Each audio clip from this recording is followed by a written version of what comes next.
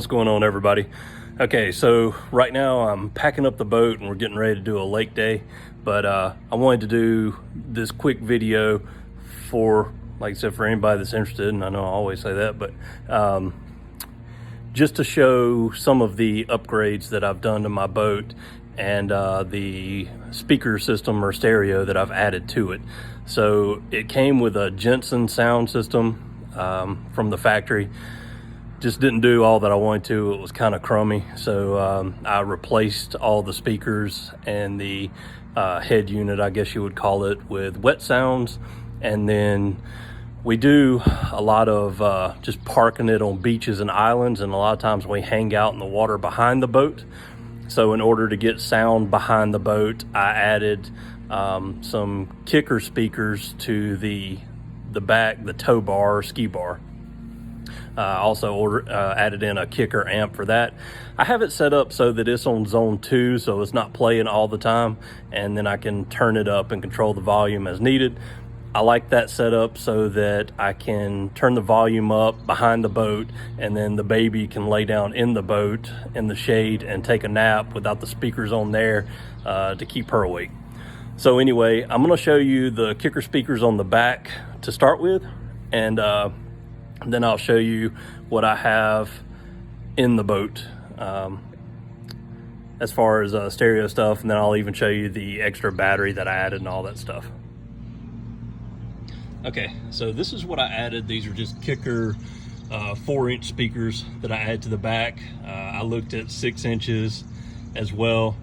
I just think that would be a little overkill for me. I mean, I don't have to have super loud music. I just want to be able to hear my music behind the boat. So I'm not into bass and all that type stuff, and so I didn't put any subwoofers or anything like that. But kind of go around. I got the lily pad on the back of this thing. And there's my Evinrude engine that is no more.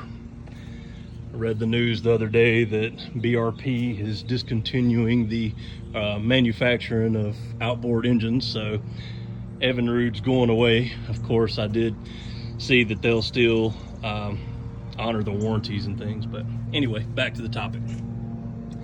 So just so you can see, so these are waterproof. Only regret I have is that I wish I would have mounted them up higher. I was thinking kind of low, you know, just having the sound low, plus running the speaker wire up through these tubes was kind of a pain, because the bottom of these is just a sealed plate, and I had to drill through it, and I probably burned up 3 drill bits just trying to drill a hole through the bottom of it to run the speaker wire inside here. It was a pain to do.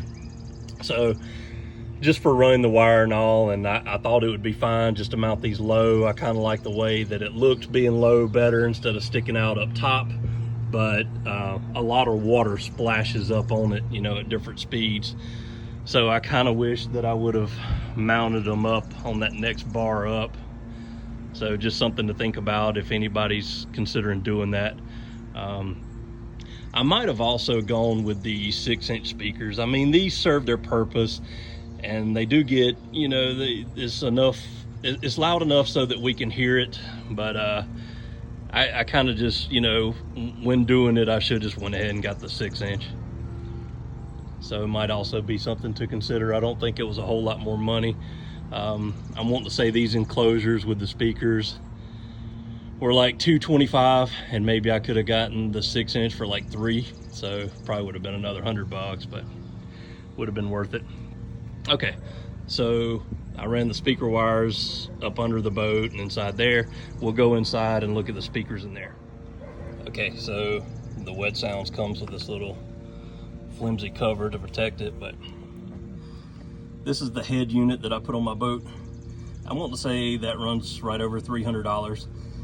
I know wet sounds is really popular, especially on ski boats and all. I looked at the kicker. You know, all of them kind of have mixed reviews, but I went with wet sounds just to kind of try it out. You know, it's supposed to be the big thing right now. So I added that in, and like I said, you got a zone 2 that you hook up for an amp, so I can do the volume for it separately, which I really like. Other than that, I mean, it's just a little receiver head unit. Does everything I want it to do. Has Bluetooth if you want to put your phone on it. Of course, the option that I went with is doing the satellite radio. You know, I have, and I'll show you here, I have the one satellite radio, and I just have docks everywhere. So I have a dock down at my pool, I have a dock on the camper, and then a dock here. So I just moved the one head unit wherever I needed at the time and have satellite radio. It was really easy to install. You just buy the little cup holder arm. It's made for in a car, but I keep my boat covered anytime it's not in use, so no big deal there. Ran the wires up under the console, and then I bought that little antenna unit by Turk and mounted it right there, you know, with my chart plotter. So they just kind of all sit together. Kind of let you get a view of that. So that's kind of my setup. Back up here so you can see everything. It works really well for me. I mean, I really enjoy it. I have no issues with it. And then I went around and I installed or replaced the Jensen speakers with Wet Sound 6-inch speakers. It's not their higher end ones. They do have more expensive ones. These are just, I guess, kind of their base model or whatever. They work fine and meet my needs. Same thing, just two in the back. You can buy a kit. I bought a kit with 4 of them together. All right, then as far as power and everything, and excuse the mess, I didn't make this look pretty or anything. I kind of just set it all in here. I usually zip tie cables up and clean it up a little better, but anyway, we have our Kicker Marine amp. It's just a 2-channel that I run the 2 back speakers with. That's my battery keeper, I guess you would call it. It charges the batteries when not in use and keeps them going. That Blue Sea system that I added in, that when the engine is running, it charges one battery at a time, and then after it's fully charged, it charges the other. Then I also added in that kill switch to shut off all power when not in use and then turn it on. And then if you have a dead battery, you can turn it to combined batteries if you need to start your boat. I didn't want to sit out at the lake all day and playing music and then have a dead battery, so I put 2 batteries in. And there's the other one.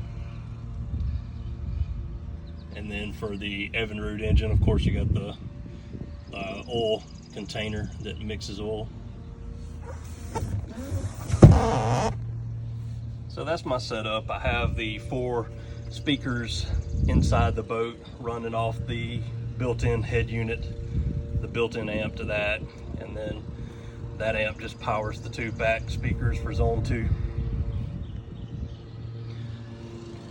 So anyway, I did a kind of a video talking about my pontoon boat before, so if you're interested, you can check that out to kind of see all the cubbies and ins and outs to it.